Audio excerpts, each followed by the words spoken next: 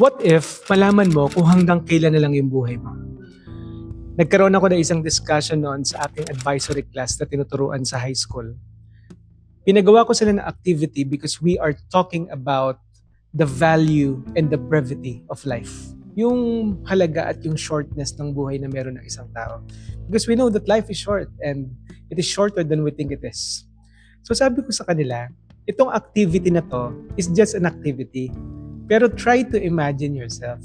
So pinakuha ko sila ng 1/4 sheet of paper at sinabi ko sa class, kung meron kayong ilalagay ng mga salita doon sa inyong lapida na gusto nyong mabasa ng mga tao, ano yon? So ngayon nagsulat na sila, yung iba nagtatawanan, yung iba nagulat, yung iba napapaisip talaga. And then finally, kinolek ko na yung kanilang mga papel tapos binasa ko sa harapan. So iba't ibang mga salita yung aking nakita. Tapos yung isa nakalagay, for me to live is Christ and to die is gain. Yan, madalas natin nakikita yan, di ba? Tapos yung isang estudyante naman, medyo gamer to mahilig sa games. Nakalagay doon, gamers don't die, they respond. Ayos yun Tapos may logo ng laro na favorite niya. Okay. And then finally, yung nakapukaw sa aking atensyon ay yung papel ng isang estudyante ko na makulit sa klase. Tapos talagang masiyahin tong tao nito, pero nagulat ako sa nakasulat. Ang nakalagay sa kanyang lapida, you're next. Ikaw na susunod. Nagtawanan yung buong klase, tapos pinatayo ko siya, and then I asked him, bakit ito yung sinulat mo? At sabi niya, Pastor, gusto ko po kasing maintindihan nila na pagkatapos kong mamatay, sila naman ang susunod. Aray ko. Bigla akong tinamaan ng katotohanan na totoong ang buhay natin ay hindi natin alam kung kailan matatapos.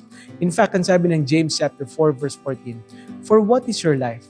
It is like a vapor that appeareth for a little while and then vanishes away. Pamilyar tayo sa chorus ng song na Who Am I? Ang sabi doon, I am a flower quickly fading, here today and gone tomorrow. A wave tossed in the ocean, a vapor in the wind. Ganyan kaikli ang buhay ng isang tao. In fact, the Bible says in Psalm chapter 90, ang buhay ng tao ngayon is only 70. Tapos pag medyo malakas-lakas tayo, 80 years old. So napakaikli lang nito. Dumadaan lang tayo sa mundo nito. In fact, kapag nakita mo yung lapida, merong 2 dates na nakalagay doon. Pero sa gitna ng 2 numbers na yun, merong isang guhit. That is the dash. That is your life here on earth. Ano ang ginawa mo sa buhay na pinagkatiwala sa iyo ng Panginoon? Mga kapatid, maikli ang buhay. Kung hindi mo pa nakikilala ang Panginoon, magsisi ka sa iyong kasalanan, paniwalaan mo ang ginawa ni Kristo sa iyo sa krus ng Kalbaryo. Tanggapin mo ang kaligtasan na regalo na binibigay ng Diyos sa iyo at sumampalataya ka ng buong puso sa Kanya. Kung ikaw ay Kristiyano na, tandaan mo na ang buhay natin dito sa mundo, meron tayong misyon at napakaraming tao ang dapat nating maabot ng salita ng Panginoon. God bless po sa inyong lahat, and this is our Illustration Stories, Episode 5.